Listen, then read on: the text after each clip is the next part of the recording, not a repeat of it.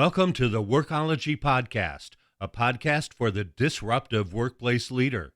Join host Jessica Miller-Merrell, founder of Workology.com, as she sits down and gets to the bottom of trends, tools, and case studies for the business leader, HR, and recruiting professional who is tired of the status quo. Now here's Jessica with this episode of Workology. Welcome to the Workology Podcast. This podcast is part of a series that's focused on diversity, equity, and inclusion and HR. The Workology Podcast is sponsored by Upskill HR and ACE, the HR exam. The DEI series on the Workology Podcast is powered by Align DEI and Ginger.com. Diversity, equity, and inclusion are not new ideas in the HR and corporate arenas, but in recent months, the importance and significance of DEI in the workplace has gotten leaders throughout corporate America to think about what doing the right thing in our community looks like. For many of us in HR, this means we're not taking our DEI initiatives to the stakeholders. Those stakeholders are coming to us looking for answers, and we must be ready to respond. Today, I'm joined by Melissa Marshall. She's the VP of People and Organization at Banfield Pet Hospital, the largest general veterinary practice in the U.S. Melissa began her career at Banfield, helping to reimagine how Banfield supports its people across more than 1,000 hospitals nationwide. This includes recruitment and increasing doctor retention and engagement. Before Banfield, she worked at other Mars organizations, including Wrigley Canada and Mars Pet Nutrition. Mel, welcome to the Workology Podcast. Awesome. Thank you so much for having me on, Jessica. Certainly excited to be a part of this series and to get into our discussion today. Agreed. Well, you have worked a variety of leadership roles in HR. I wanted to ask you, how did your past experience lead you to your current role at Banfield? Yeah, it's a great question. As I reflect on it, I've always been passionate about people, even prior to being in HR. And kind of fun fact, I was actually on a path to a career in physiotherapy in my earlier years.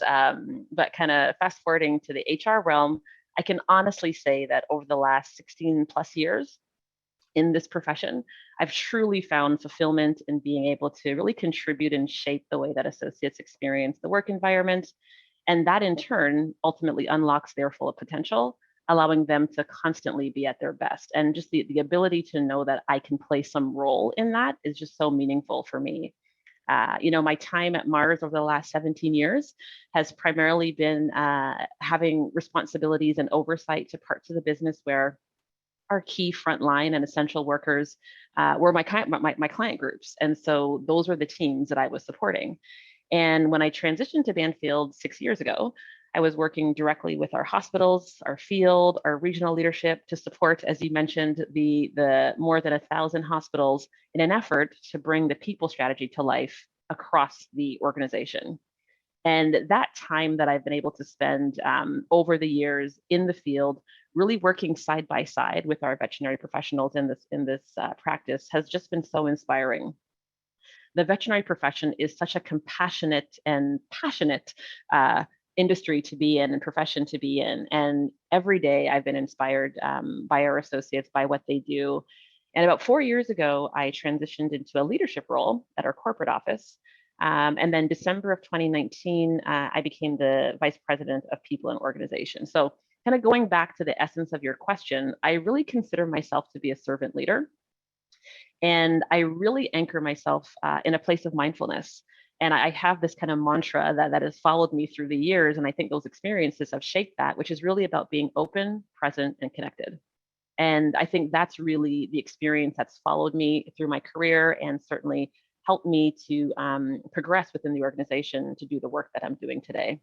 And I think it allows me to bring a unique lens to what I do, which ultimately is going to be focused on creating an environment where associates want to start, they want to stay, and they want to grow with us, but also ensuring that our people strategy truly fuels the business strategy. So it's a little bit about my history or my thoughts, the background, and kind of how I navigated to get where I am today. I love your background, and I love how you're leading in that way. And then I think Boy, you didn't know what you were getting into in October of 2019 before. None of us did, right? And for you to continue to lead that way and help support employees and the organization and the customers speaks a lot about you and then the work that you're doing at Banfield. No, I appreciate that, Jessica. And I truly consider myself fortunate to have an opportunity to make an impact in this profession in this way. I consider myself grateful, definitely to work alongside such amazing leaders and associates in this practice to really not only help our associates, but also just help society and help the profession. So I'm super excited about the work that we're doing. To kind of level set here, we're going to be talking a lot about community building and diversity, equity, inclusion. And I wanted to talk and ask you about maybe some recent news about how Banfield is investing in the company's strategic pillars to kind of set the stage for the rest of the podcast and what we're going to be talking about in the next few minutes. Yeah, absolutely. So just to help frame, I think it's a great starting place. So Banfield is a leading provider of veterinary care, preventative veterinary care at that, in this industry. And we hold ourselves to a high standard of responsibility to make sure that we're making decisions, that we're creating programs, that we're really overall making a positive impact, as I mentioned before, for our associates, but also for the broader profession. And at the end of the day, this is ultimately so that they can provide the seamless care for pets. And so if I think about some of the investments that we've made in our people, they've really been anchored and guided by our three strategic pillars, which is focused around the wellness of our people and the profession, focused on the wellness of pets, and then focused on the wellness of community. And some of the examples of things that we've done anchored in those pillars, one would be our Banfield Student Debt Relief Program. And this was designed to really aim at easing the financial burden that student debt has on veterinarians. I'm not sure if you've heard some of these statistics before, but the veterinary profession has the highest debt to income ratio in any profession. And today's veterinarian is graduating with, on average, $150,000 in student loans. Banfield is just one of 8% of companies in the US today that offer a program like this. And when we started, we were somewhere in like the 4% range. So we were some of the early kind of pioneers in this space. And so I'm just super proud of the work we're doing. And when I think about the impact that it's having, so cumulatively, from the time that we've been running this program, we have contributed nearly $50 million towards helping our veterinarians pay off student debt. And based on the partnerships that we've taken along through this journey, we've been able to facilitate over $60 million in educational debt refinancing for our associates so that they can have a good quality of life, that their financial well-being is in a good place. And when we look at what this has done in terms of retention, those veterinarians from our practice who have been a part of this program, we've seen upwards of almost 90% in retention rates. So it's really been something that's had a strong impact. I think it commits to this kind of start, stay, grow philosophy that we have, and just the ways that we're trying to do things, not only for the profession, but for our associates as well. Another area that we've done some work is improving the financial well-being of our certified veterinary technicians. And we made some conscious decisions around increasing pay for this associate population that in turn had a great impact in terms of improving retention in this population as well. And then I think in addition to the financial stresses that I talked about earlier, some other statistics that you may or may not be familiar with, veterinarians face an enormous amount of emotional pressure in this profession. And a staggering data point and fact, quite frankly, is that 1 in 6, and I'll say it again, 1 in 6 veterinarians consider suicide. And I didn't realize that until I actually began to work in this profession and see firsthand the pressure and some of the challenges our associates and other veterinarians in the profession have to navigate. And so we felt a responsibility to do something about this. And so to address this, we developed a first of its kind suicide prevention training designed specifically for veterinary professionals. We named it ASK, so ASK, which stands for Assess, Support, and Know. And while we launched this for our Banfield associates to begin with, our level of commitment was such that we actually shut down our hospitals for a period of time. So there was a 2-hour workshop to discuss mental health, to help our associates understand the impact of this challenge in the community, make sure they knew the support that was offered to them. And then we also provided this training to the profession afterwards at no cost at that.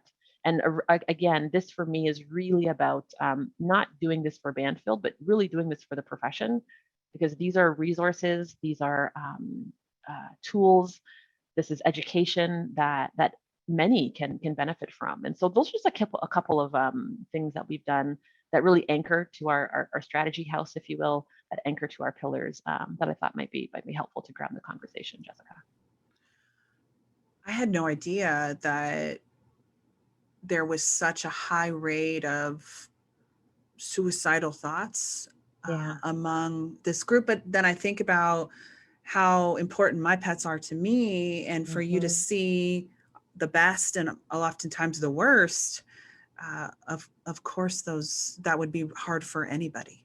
Absolutely. It was amazing. My first time spending time in a hospital, I had just joined Banfield or transitioned to Banfield at that point. And just being in the hospital, spent a week just in scrubs, helping to fold laundry and whatever I could do since I'm not a clinician.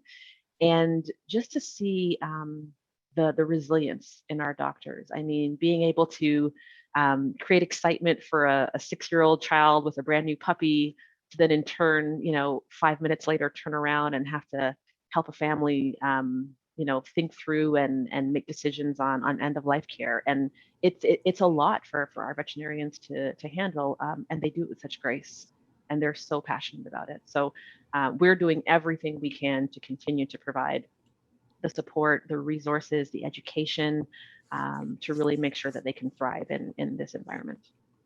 Lots of highs and lots of lows. I really love the care that you put into this, not just for Banfield, but the whole entire profession, supporting them, regardless of if they're working for Banfield as a veterinarian or somewhere else. Absolutely. We're in this together. Can you talk about equity, inclusion, and diversity as your approach versus DEI? Yeah, it's an interesting one, and I'll kind of walk you through our journey a little bit. So at Banfield, our commitment to equity, inclusion, and diversity, it really drives our culture. It's embedded in the foundation of who we are. It's not something we do.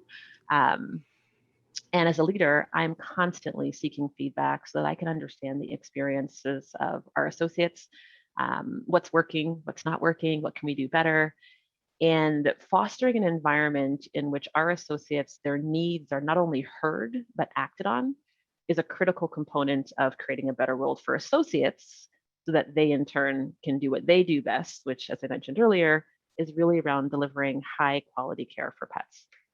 Now, we believe as an organization that it's essential to create an environment of belonging where associates can truly bring, or where we as an organization, we can all bring our unique selves to work and allow people to show up as individuals. And we feel, and very strongly, that inclusion is what unlocks our differences. And so we can have belonging. And when we talk about belonging, we're talking about being your unique, authentic self, not only at home, but at work as well, right? So we bridge those together. And so that's where we come from when we talk about equity, inclusion, and diversity, EI&D as we call it.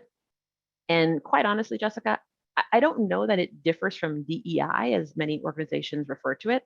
We've just been super intentional around putting equity first. We know that ensuring equitable access to opportunities is critical, and we will not achieve the level of inclusion and diversity that we're striving for if we don't. So not only do we focus on how do we improve EI&D internally within our four walls, but also across the veterinary profession. And just to give you some perspective of what I mean by the external component, today, nearly 90% of veterinary professionals identify as white, according to the Bureau of Labor Statistics. Yet at the same time, we have a real shortage of veterinary talent in this industry. So it's going to be absolutely imperative, and it's absolutely clear for us that in order for us to attract and welcome more veterinary professionals to this profession, that also includes introducing and welcoming and embracing more Black, Indigenous, people of color to this profession as well, so that we can continue to see and serve the pets and the communities that need us. And I think it's this concept of we need to represent the communities we serve. And you can see in data and statistics, you hear in the news about the pandemic pet boom, if you will. Pet owners are becoming more and more diverse, and we have a responsibility and an obligation to ensure that those providing care meet and can understand and see and be reflected in the communities that they're actually providing care in. So the industry desperately needs representation in diversity of thought, experiences. And quite frankly, I would probably argue that it starts with focusing on equity and making sure that education and things like that are accessible in underserved communities, and really that we're removing barriers. So that's a little bit about how we framed it, why we framed it that way, but also how we're kind of tackling it internally and externally through that lens. I love that. And I love that you're putting equity first. It's refreshing. It's hard to say because my brain wants to go to the diversity side, but Yeah. but when you talk through, you can't have all these other things without equity. I love that approach, and I think it's really in alignment with everything that you've talked about with Banfield Health, the commitment to the community and to your employees and your customers. So Absolutely. I feel like others should definitely follow suit. Yeah, and just to kind of tie on to, because you made a good point, that the commitment component is really critical for us. So just to give you some perspective, Jessica, so we've made some very intentional commitments to drive initiatives, actions. So not just saying we're going to do something, but actually put some elbow grease behind it and really do the work, is really around increasing the pipeline of veterinary professionals, and with the ultimate goal of building a more diverse industry. So a couple of things we've done in partnership with Royal Canin, which is a part of our Mars ecosystem. We've launched and kind of stood up a student support fund with an initial gift, $125,000 to start, but it was in the intent of helping Tuskegee veterinary students with financial need as they navigated their educational journey. And we knew that through feedback, engaging in the community, that was an area where sometimes students made choices to either come out of the track to become a veterinarian because financial barriers were a challenge. And so that was one way that we did that. We've recently formed what is being called the Diversify Veterinary Medicine Coalition. And it's really stood up to ensure that equity, inclusion, and diversity efforts among veterinary professionals are ongoing and industry-wide. So we have partners within Mars Veterinary Health, but then also within the profession who have a commitment. And we're just so grateful for the partnership of many of our colleagues in this profession that have just put a stake in the ground to say, no more, we will help shape and diversify this industry. And it's refreshing to see so many wanting to be on this path as well. Another, and I'll just give you one last example, partnership that we've done is with InStride. And we're using that partnership to help provide tuition completion or tuition support for education completion, say that 3 times fast, for our paraprofessional associates. And so those associates that we have that go through the InStride program walk away with a degree, 100% tuition covered by the practice. We started with 26 associates last year, and this year we're scaling that initiative, and we're welcoming 200 associates to go through this as well. And again, what this is focused on, how do we ensure that we're removing the barriers that maybe have come up in the past for our associates that maybe have been underserved in communities or previously disadvantaged for a variety of reasons. And so we're really just trying to find different ways to live into the commitment that we have in this space. Let's take a reset. This is Jessica Miller-Merrell, and you are listening to the Workology Podcast, sponsored by Upskill HR and ACE the HR Exam. This series is powered by Align DEI and Ginger.com. We're talking about diversity, equity, and inclusion, or in this case, inclusion, equity, and diversity with Banfield Pet Hospital's VP of People and Organization, Melissa Marshall. Every employee has different mental health needs, from preventive behavioral health coaching to therapy and psychiatry. Ginger offers effective, convenient mental health care for any level of need, all from a smartphone. Learn more, visit ginger.com.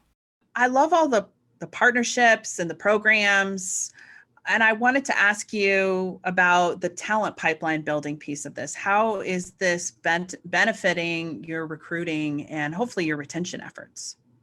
Yeah, it really is a holistic, like you have to take a step back and really see how we're doing this and where the impact is happening. So just to give you a bit of perspective, the veterinary profession, not only is it essential, and we've been living through this in the pandemic, but the other component is we're in high demand, right? As I mentioned before, the pandemic puppy boom and things of that nature that are manifesting. And so we've really made a conscientious effort to build relationships early, partner with schools to really ensure that the talent pipeline grows and diversifies to meet the evolving needs of pets, people, and society.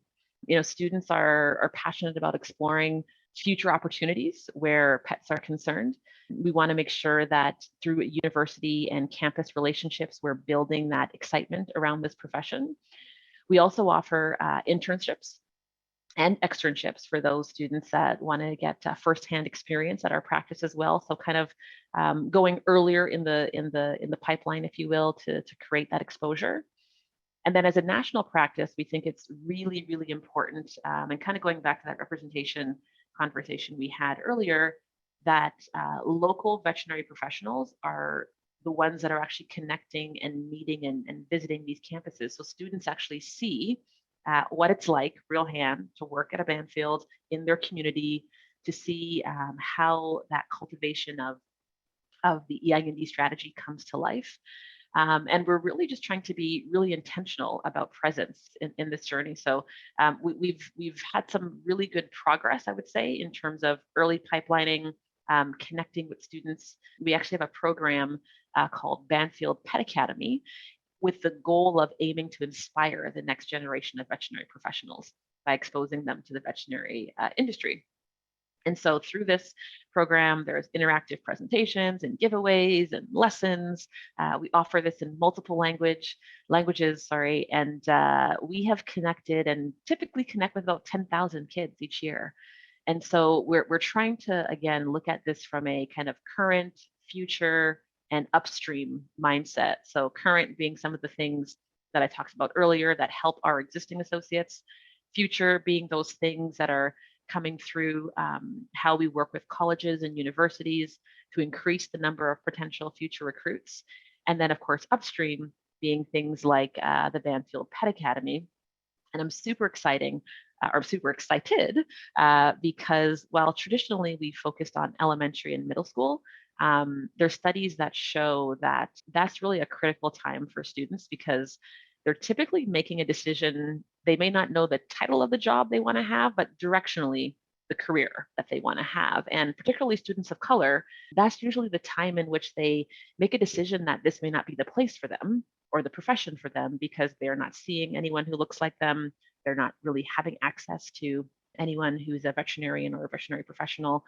And so we've been really, really intentional around canvassing this program and making sure we're reaching out and touching elementary, middle school. And now going forward, we'll also be expanding to high school students as well, because we know that we need to reach them as they're starting to actually make decisions about what happens post high school, giving them exposure to work experiences as well. And so with Banfield Pet Academy, we'll be partnering with the Boys and Girls Club of America to really help connect with their high school members, and with the goal of diversifying the veterinary profession or veterinary professionals and connecting them with veterinary professionals who can tell them about the job, the work, and really just getting to see it firsthand. So those are a couple of ways that we're doing that, and what the impact is showing.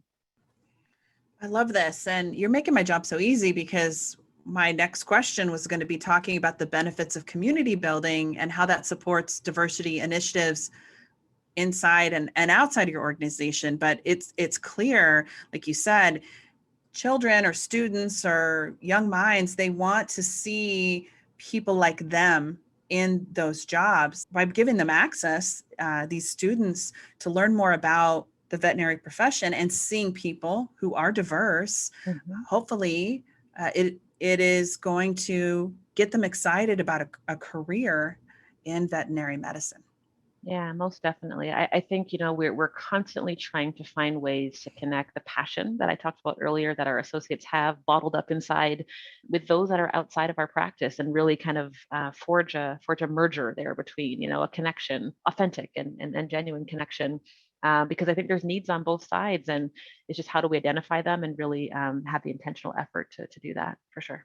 In our prep call, we talked about employee resource groups, or ERGs, and you and your team have set up 6 different ERG groups. I wanted to ask you to talk through the structure, some of the responsibilities of the members, and any executive sponsorship you have for those programs. Yeah, absolutely. So at Banfield, we have 6 diversity resource groups. We call them DRGs. And each one really has their own mission, vision, and kind of strategic goals, with a very strong linkage to our EIND and business strategy. And that really helps to ensure, ongoing alignment as we navigate, the weeks, months, and years ahead. Our DRGs really continue to flourish. When we started the journey to where we are now, it's just been absolutely amazing to see the organic nature. It is for associates by associates, if you will. We currently have about 1,800 associates actively involved in the DRGs in one way, shape, or form, whether through leadership or just being a part of that community. And the 6 DRGs focus on the LGBTQ plus, Latinx, Black, women, Asian Pacific Islander, and Generation Z communities. So that's where our DRGs focus today.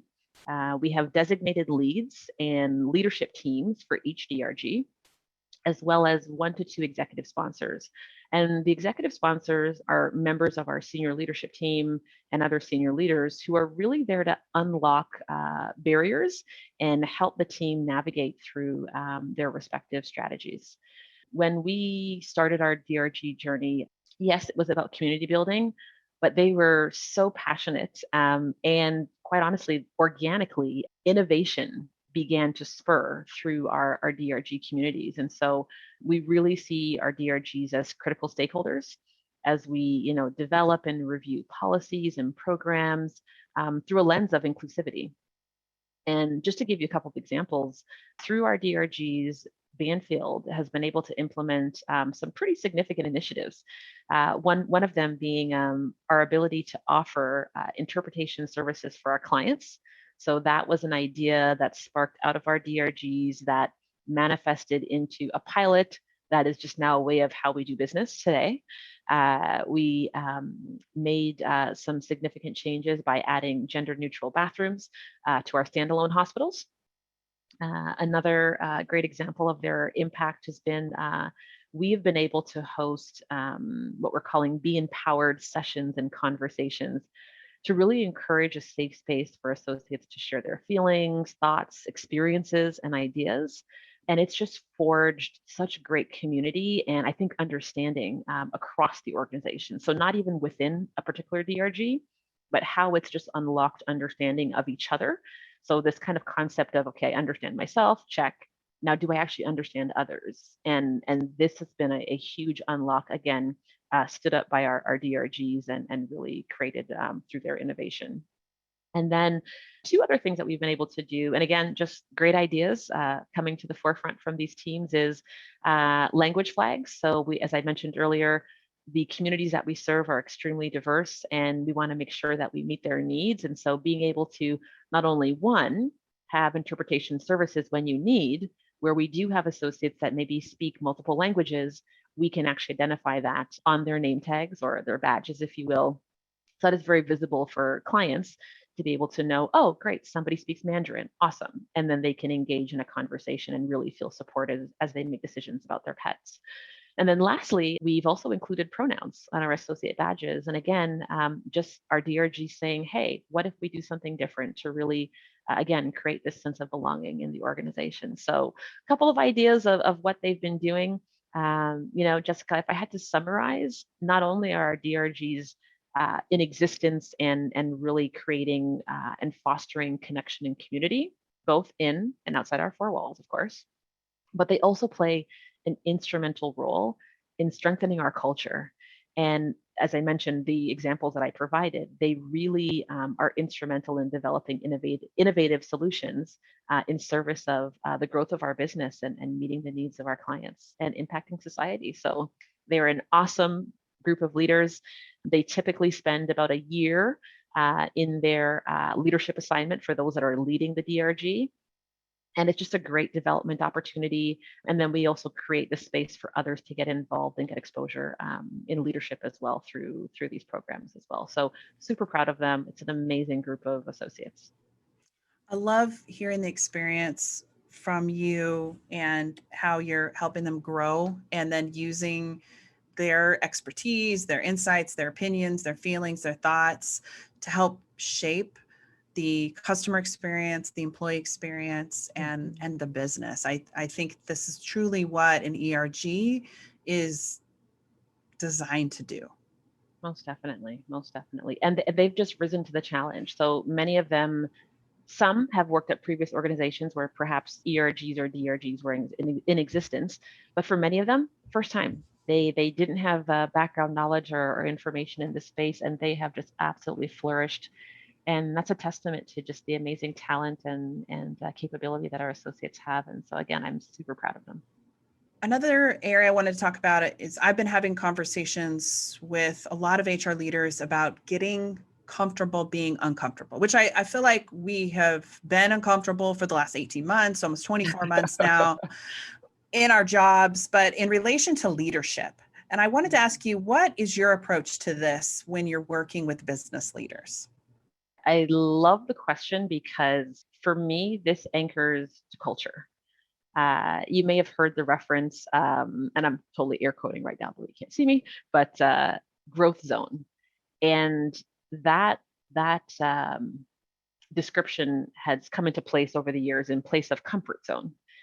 And it's this notion that growth comes from being uncomfortable. Growth comes from tackling new experiences. It comes from tackling new challenges.